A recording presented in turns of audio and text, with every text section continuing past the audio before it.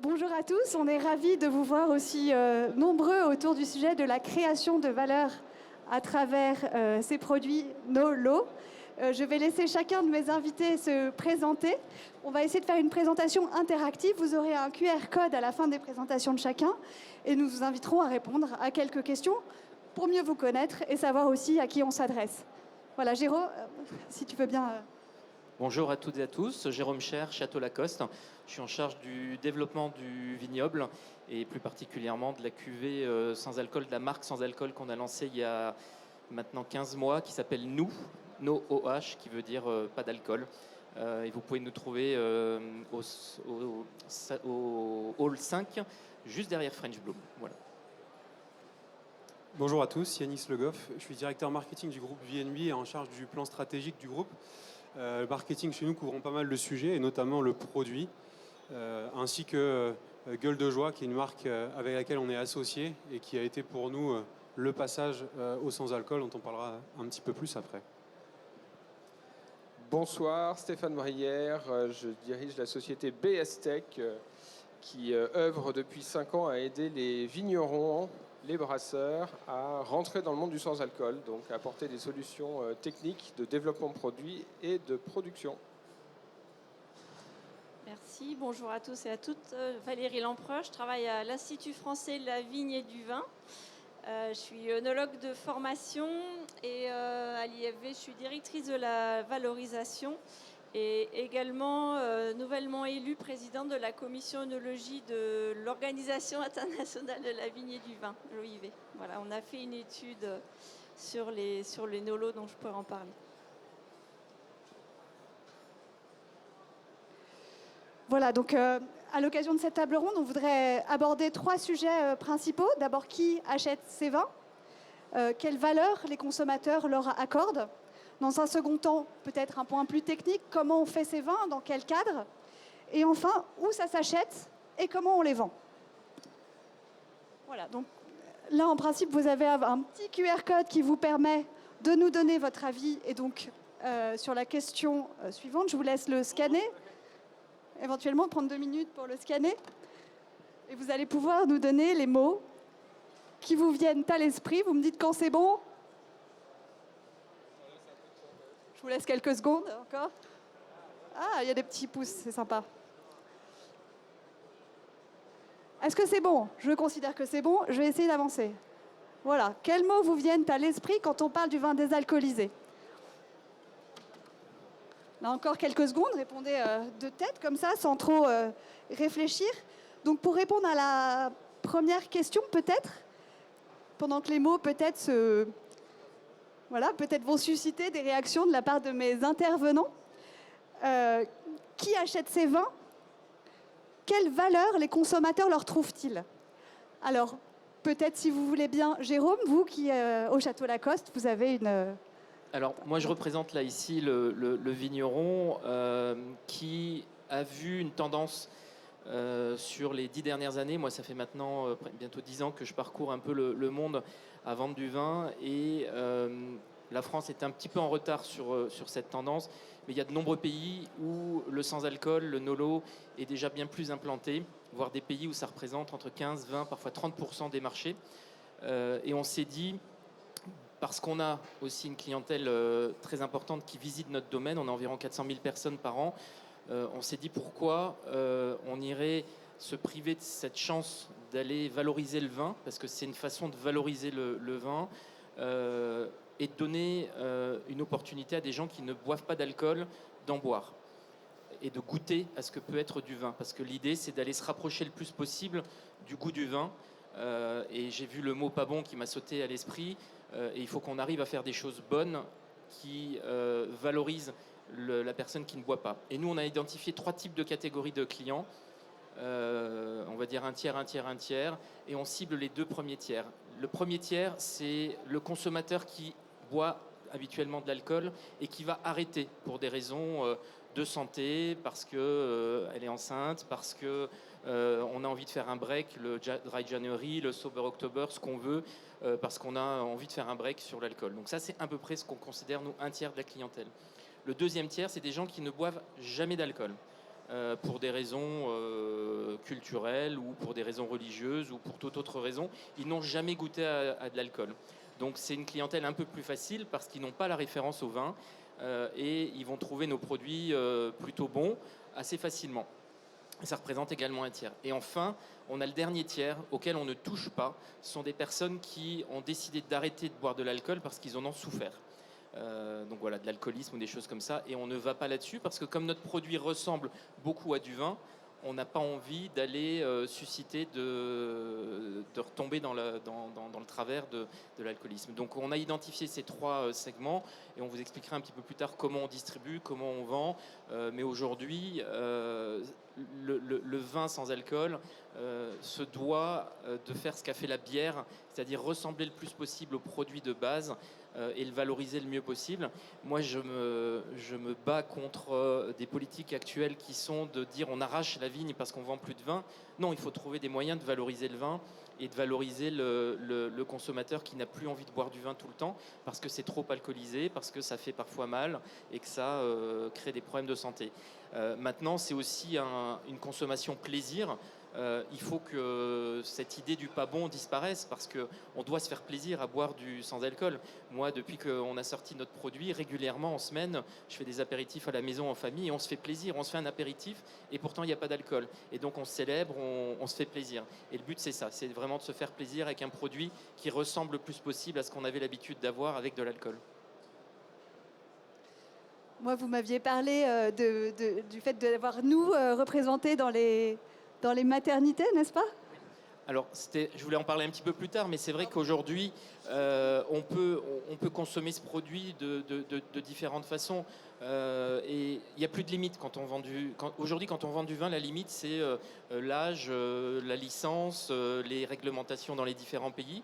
Là, finalement, on peut vendre du sans-alcool partout, dans une épicerie, dans une poissonnerie, dans un magasin Porsche qui avant allait donner une bouteille de champagne à son client, mais qui ne peut plus parce qu'il y a tellement d'accidents liés à l'alcoolisme, ils n'ont plus le droit de donner une bouteille de champagne. Donc pourquoi ils ne donneraient pas une bouteille de nous à la place?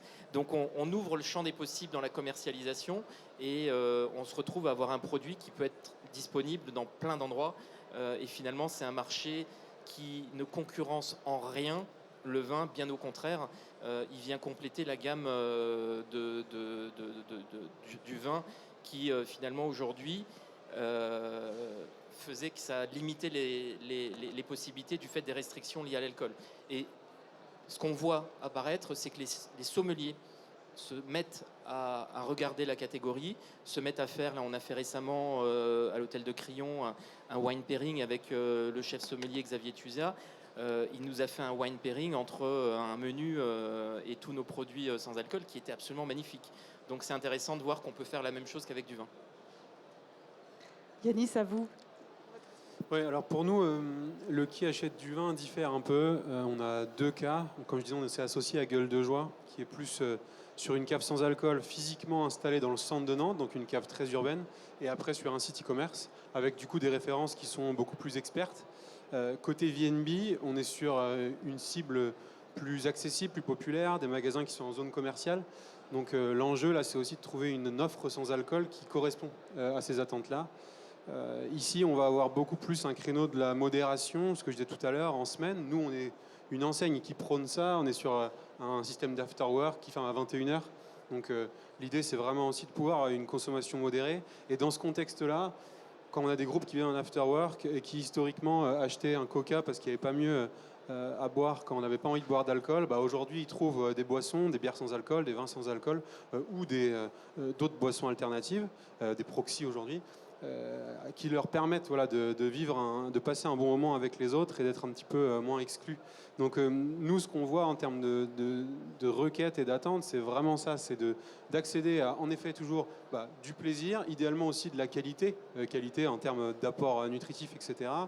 Et puis pas d'exclusion, ça c'est vraiment très important chez nous, dans une marque qui se veut sociable aussi, c'est permettre par ces références-là d'être parfaitement intégré au groupe, parce qu'on a une consommation chez nous qui est très justement en groupe, entre amis, entre collègues, etc.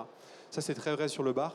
Après, sur la cave, on a historiquement forcément des gens qui venaient beaucoup plutôt pour la bière, évidemment aussi pour du vin, pour des spiritueux. Là, il y a un travail davantage de pédagogie qui est nécessaire, d'aller aussi chercher les gens, de leur expliquer pourquoi c'est là. Donc on pourra en reparler davantage, mais nous aujourd'hui c'est par la marque Gueule de Joie, par des corners qu'on fait vivre ça dans les magasins, mais ça nécessite aussi énormément de pédagogie client, parce que simplement disposer les produits comme ça pour des gens qui n'ont pas l'habitude, c'est illisible. Et donc nous on a tout un enjeu d'accompagnement de nos vendeurs, de nos franchisés pour permettre de vendre ces produits-là. Mais on est vraiment en cave beaucoup sur des profils en quête, dans une démarche de curiosité en tout cas. J'ai envie d'essayer, alors qu'au bar, on est vraiment dans une démarche de « Ah bah super, j'ai une alternative à un coca » et en fait des gens qui sont assez immédiatement satisfaits. En cave, on va avoir beaucoup plus des sujets de « Bah non, en fait j'ai été déçu de cette référence, donc un taux de réachat qui peut être un peu plus bas. » Donc là, il y a vraiment un enjeu d'accompagnement qui est beaucoup plus fort, beaucoup plus poussé pour nous. Et aussi parce que le prix facial est forcément plus élevé entre acheter une bouteille et acheter un verre au bar, la perception client est forcément pas la même. Donc des perceptions plus positives, des valeurs positives autour de l'achat et de la consommation de ces boissons. La convivialité, le partage et la qualité se retrouvent chez vous comme... Ouais, puis la qualité produit aussi. Hein. Il y a quand même des produits aujourd'hui qui sont super, mais encore une fois, ça nécessite de la pédagogie. Quelqu'un qui irait boire un rhum sans alcool, mais si on les appelle pas comme ça, mais une base cocktail seule, la déception est instantanée parce qu'au nez, on se dit « Ah, c'est sympa », et puis après en bouche, en fait, bon, forcément, il manque beaucoup de choses. Par contre, s'il y a de la pédagogie qu'on amène vers de la mixologie, etc., là, ça devient intéressant. Et c'est pareil sur le vin, c'est pareil sur la bière. La bière, pour nous, c'est un peu plus facile parce qu'on a une clientèle qui, historiquement, aux 2/3, est très axée sur l'achat de bière. Donc, en fait, là, c'est plus facile pour nous de les convertir à ça. Sur les autres, c'est plus compliqué, ça nécessite encore plus de pédagogie, quoi. Je vous invite à noter vos questions et à les garder pour la fin de cette table ronde. Si cela vous va, on passe au deuxième sujet qui est un peu plus technique et qui concerne Valérie et Stéphane, concernant comment fait-on ces vins et dans quel cadre juridique ou réglementaire. Valérie, si vous voulez peut-être nous brosser le cadre de ce sujet. Oui. Alors, c'est vrai que le cadre, il est assez complexe. Je pense qu'il y a des mots-clés qu'on a un petit peu cités, c'est l'attractivité aromatique. Donc, si on part d'un vin qui est déjà naturellement aromatique, on donne, je pense, plus de chances de son côté d'avoir un produit au final qui sera avec des arômes naturellement présents dans le vin désalcoolisé. Mais je voulais aussi parler d'un sujet important qui n'a pas été trop abordé pour l'instant, c'est la distinction entre les vins désalcoolisés et l'univers des boissons à base de vins désalcoolisés. La segmentation, elle se fait simplement sur le fait qu'on ait ou pas ajouté des arômes exogènes dans le produit. Et donc, si on parle vraiment de vin désalcoolisé, on ne doit pas mettre d'arômes exogènes. On a dans la partie distillation, séparation de l'alcool du vin, on peut récupérer les arômes et les remettre dans le vin, mais on n'a pas à mettre d'arômes exogènes dans la catégorie des vins désalcoolisés. C'est tout l'enjeu actuellement des discussions qui sont à l'échelle internationale de définir quelles sont les pratiques œnologiques qui doivent être autorisées derrière le vocabulaire vin désalcoolisé. Donc ce n'est pas encore complètement stabilisé, c'est en discussion, mais en tout cas on s'oriente vers une non-autorisation d'ajout d'arômes exogènes pour les vins désalcoolisés.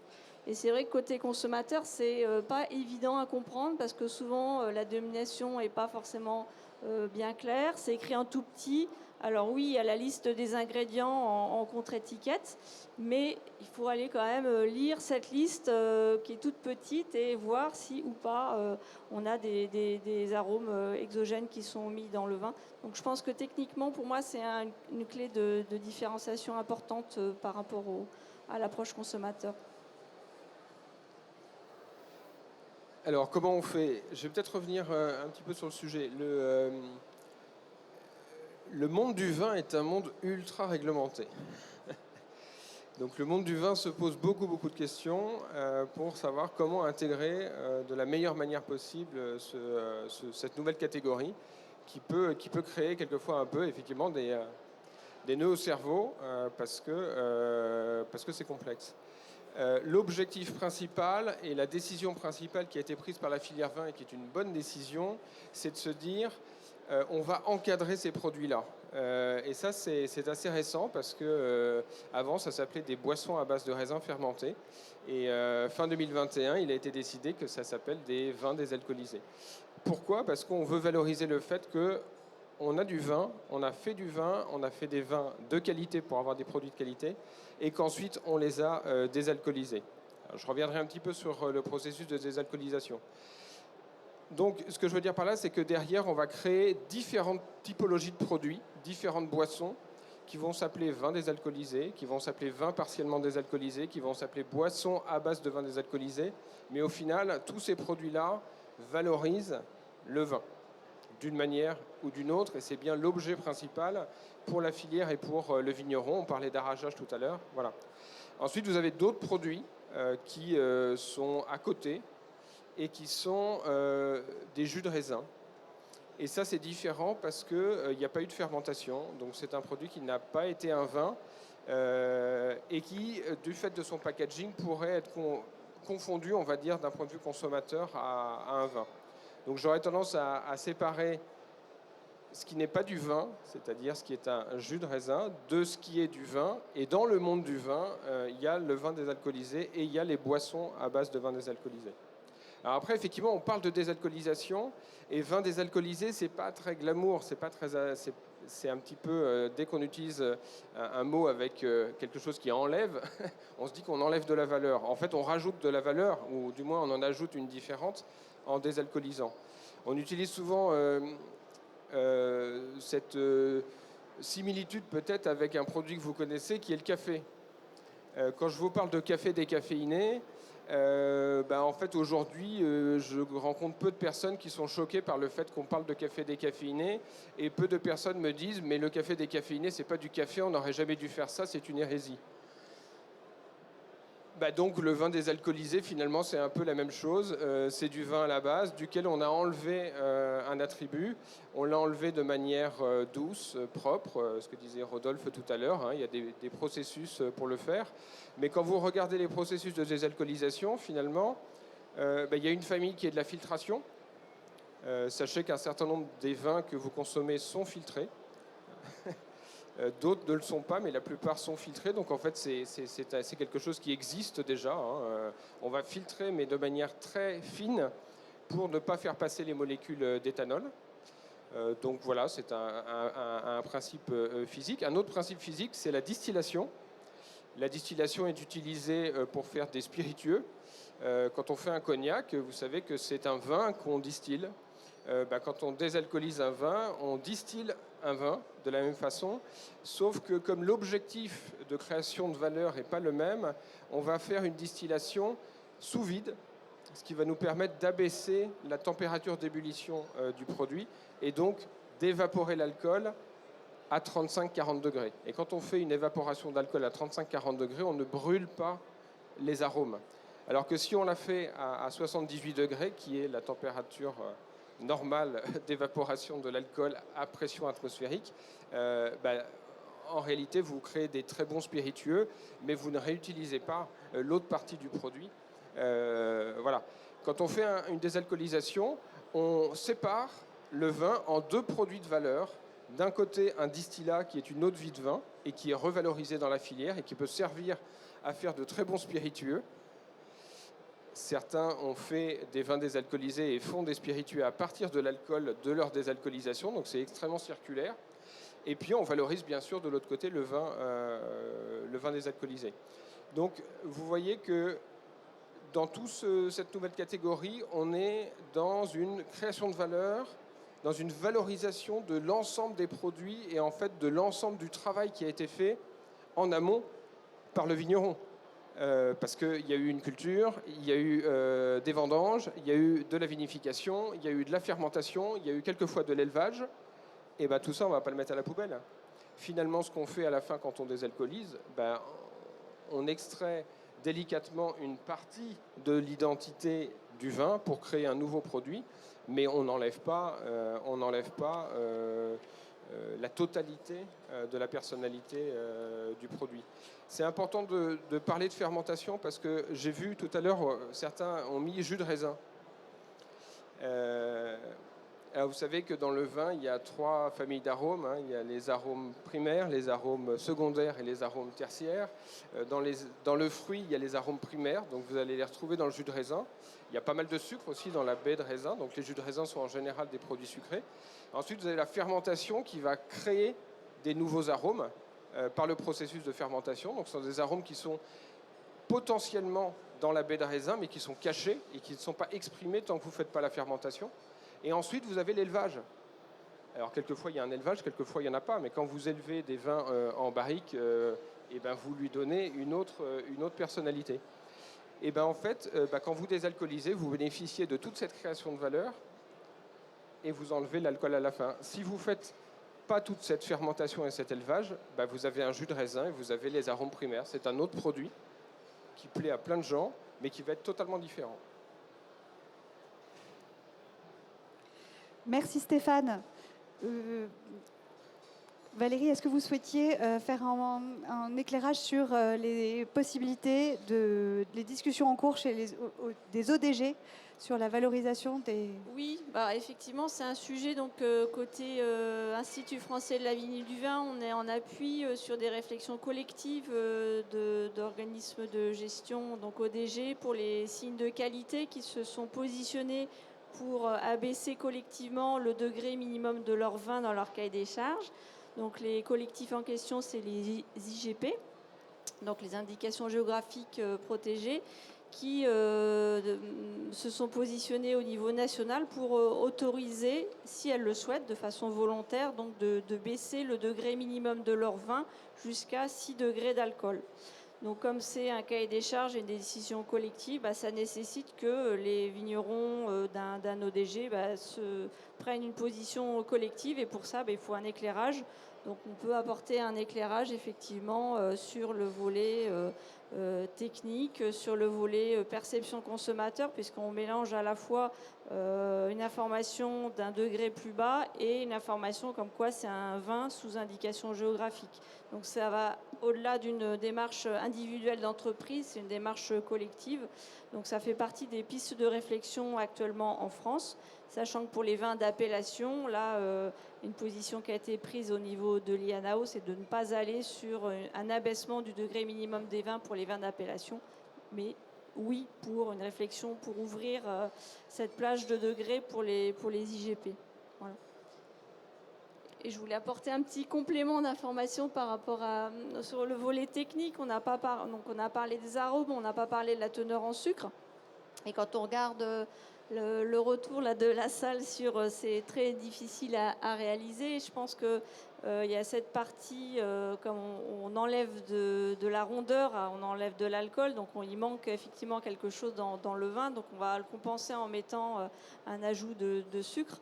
Et je pense que ça fait partie des leviers techniques qu'il va falloir creuser un petit peu plus peut-être à l'avenir pour être en capacité de proposer un produit qui soit pauvre en alcool, mais aussi peut-être avec une teneur en sucre un petit peu plus basse que celle actuellement du marché. Actuellement, on est en moyenne à 35 grammes par litre de sucre.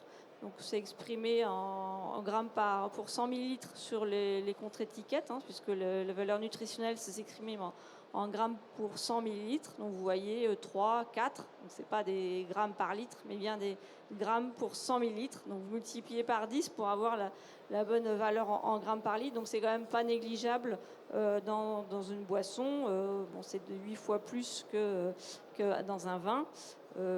Certes, on a 4 fois moins de calories que dans un vin, mais on a 8 fois plus de sucre que dans un vin. Donc ça fait peut-être partie des pistes de réflexion à l'avenir, d'un point de vue technique, d'avoir des techniques pour préserver peut-être la rondeur des vins et avoir peut-être des réflexions pour avoir des alternatives à la rondeur, alternatives à un ajout de sucre qui peut se passer de différents moyens, différentes méthodes, soit des ajouts de jus de raisin, des ajouts de mou concentré rectifiés. Mais ça peut être des pistes techniques pour l'avenir. Alors, c'est bien de le préciser parce que quand on dit sucre, on peut imaginer des tas de trucs. La règle aujourd'hui, et ce qui se fait, c'est qu'on ajoute du mou concentré ou du mou de raisin. Donc, on est toujours dans une valorisation d'un produit de la vigne. On n'ajoute pas du sucre de canne ou du sucre de betterave. Voilà. Donc, on ajoute des mous plus ou moins concentrés. Voilà. Principalement pour travailler la compensation d'acidité, parce qu'en fait, c'est l'alcool qui joue ce rôle-là dans l'équilibre du vin. Et quand il disparaît, il y a un déséquilibre qui se forme. Sur les aspects rondeur, effectivement, on travaille aussi avec d'autres produits œnologiques qui permettent de récupérer de la rondeur sans ajouter cet aspect sucré. Les moyennes et les choses évoluent parce que il y a quelques années, on voyait beaucoup de produits à plus de 50 grammes par litre, effectivement.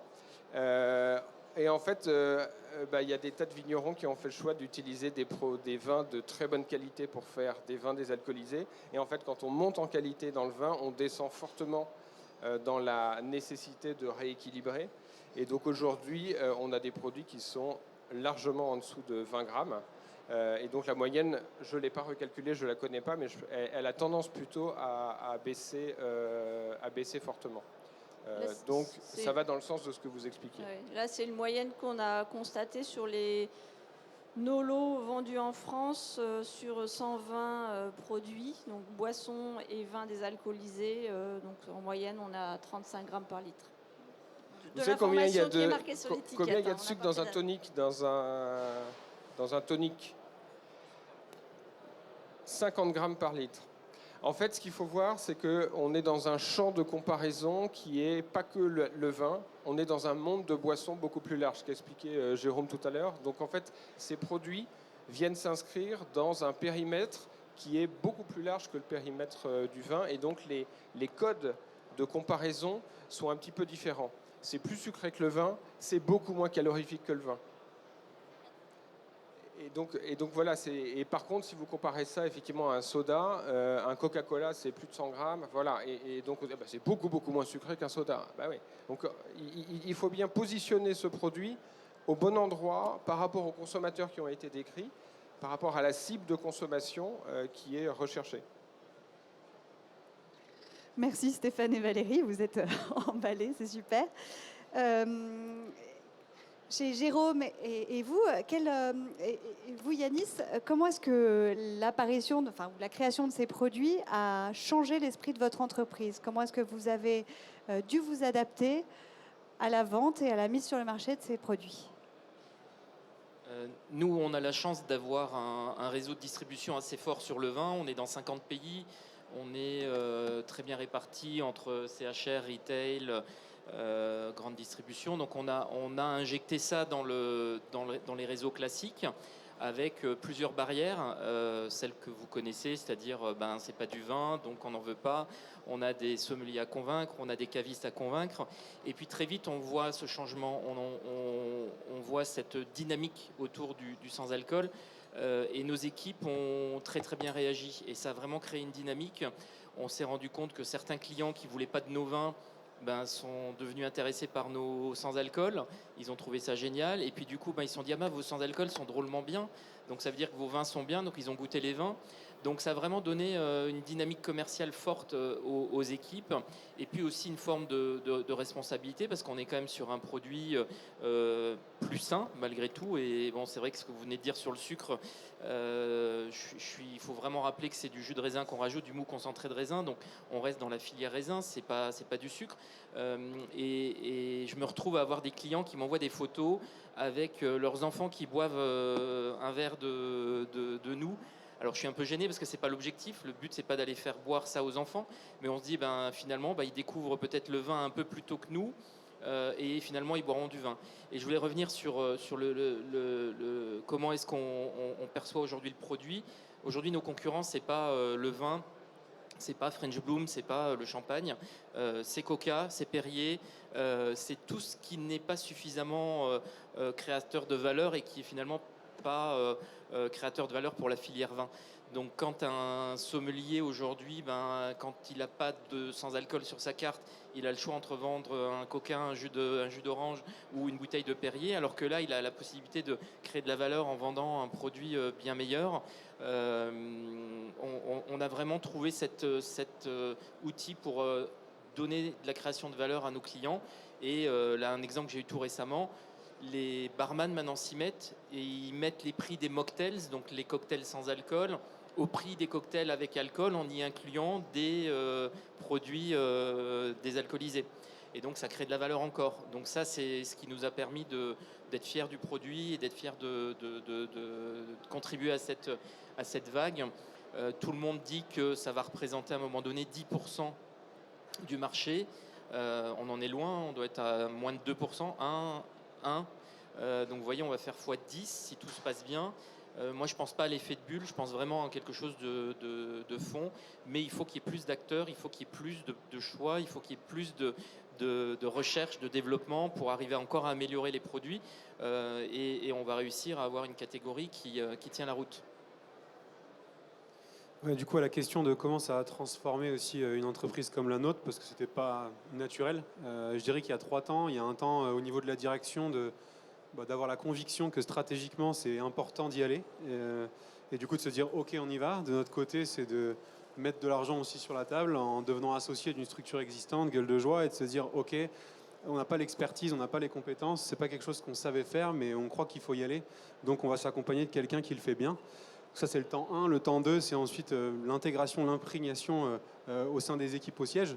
Parce que là aussi, c'est un changement à tous les niveaux. D'un point de vue marketing, comment dans notre stratégie de communication, ça trouve une place dans un concept qui ne l'avait pas, etc. Et le troisième, qui pour nous est significatif, c'est les réseaux. Dans une boîte comme la nôtre, des franchisés, 300 magasins, pour qui c'était vraiment pas le premier choix, pas la priorité, mis à part pour une petite minorité. Et donc là, c'est beaucoup un enjeu d'accompagnement, de les outiller aussi pour les aider à la vente et pour leur faire comprendre que oui, en fait, il y a potentiellement une demande client. On en parlait avec Jérôme avant de monter. Tant qu'il n'y a pas de produit, c'est sûr qu'on ne peut pas dire qu'il y a de la demande, mais dès qu'ils arrivent, en fait, on se rend compte qu'elle est là. Et donc là, c'est ça finalement le gros tournant. Mais on a aujourd'hui plus de 80% du réseau qui a un corner vraiment Nolo dans son magasin en un an. Donc là, on a vraiment réussi cette transformation. Pour le coup, elle n'est pas 100% finalisée, mais elle est quand même très très avancée. Merci beaucoup Yanis et Jérôme pour cet éclairage. Mesdames et messieurs, si vous avez des questions, c'est le moment. Ah pardon, vous voulez la réponse? Ouais.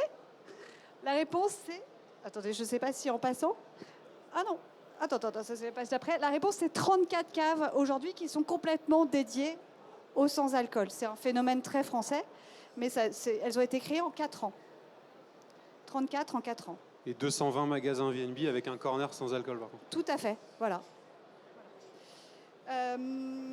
Donc nous en étions éventuellement aux questions de la part du public. Si vous avez, n'hésitez pas à lever la main.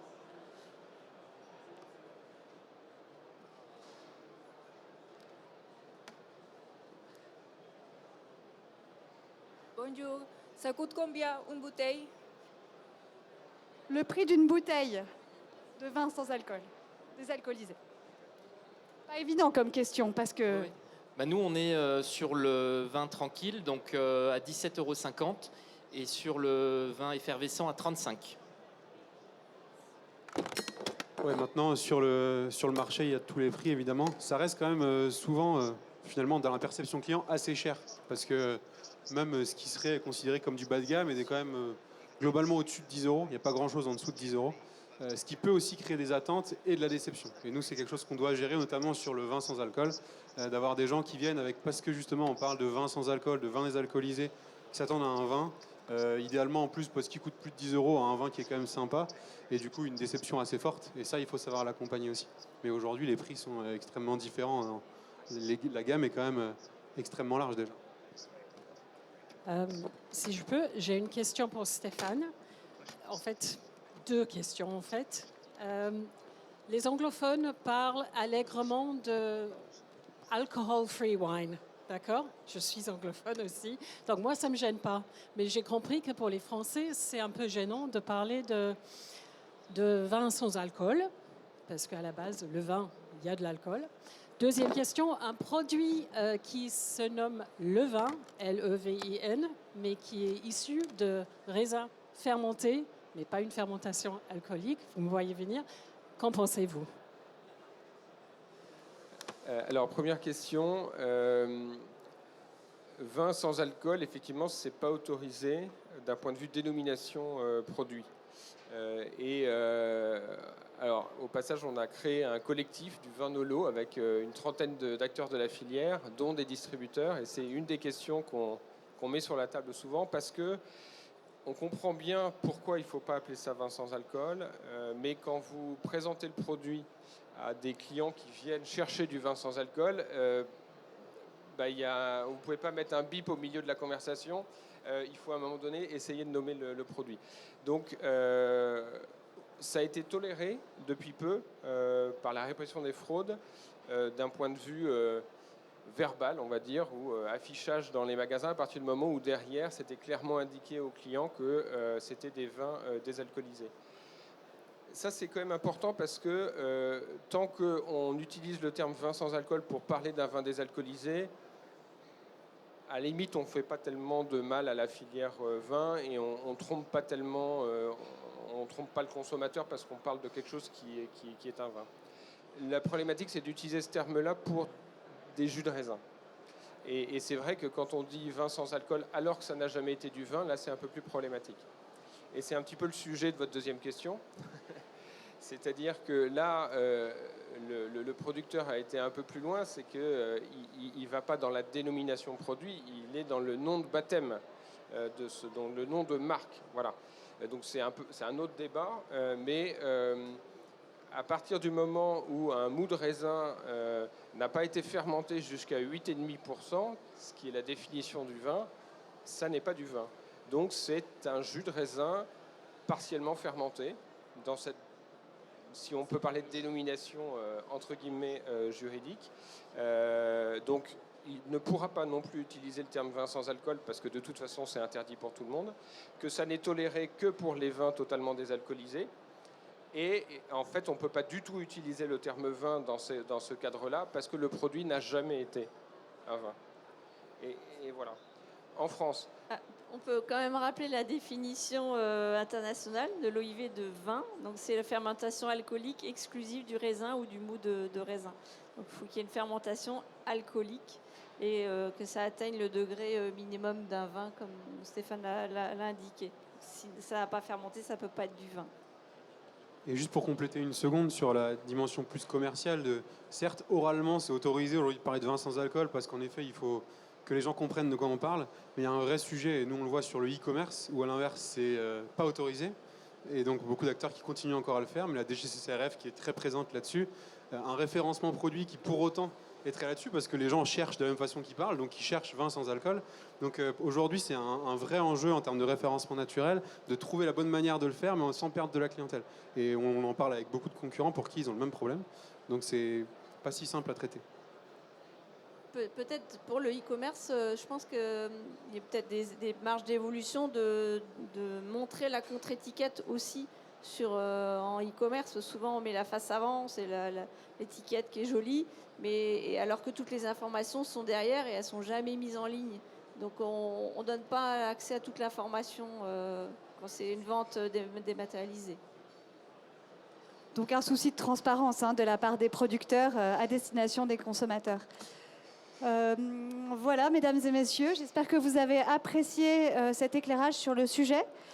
Vous avez été déjà nombreux apparemment à avoir déjà goûté un vin désalcoolisé, mais on vous propose aussi de découvrir les produits de Jérôme, produits par Jérôme, au comptoir de la WineTech, là, dans dégustation. Et si vous le souhaitez, il y a tout un parcours avec des vins No et Lo à découvrir à notre stand BNS Tech. Voilà, merci beaucoup.